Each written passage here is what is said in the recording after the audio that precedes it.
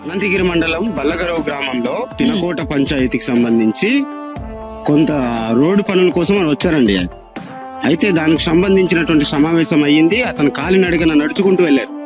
అట్నుంచి తిరుగు ప్రయాణంలో బల్లగరువు నుంచి 1 కిలోమీటర్ దూరంలో ఒక ఊరు వస్తుందండి. ఒక చిన్న పల్లెటూరు అది. అక్కడ సుమారు 48 మంది విద్యార్థులు ఉంటారు. స్కూల్ భవనం బాగోలేదు, బోరు లేదు, అక్కడ బాత్రూమ్ సౌకర్యం కూడా లేదు. చూశారు, చూసి నోట్ చేసుకుని వెళ్ళిపోయారు.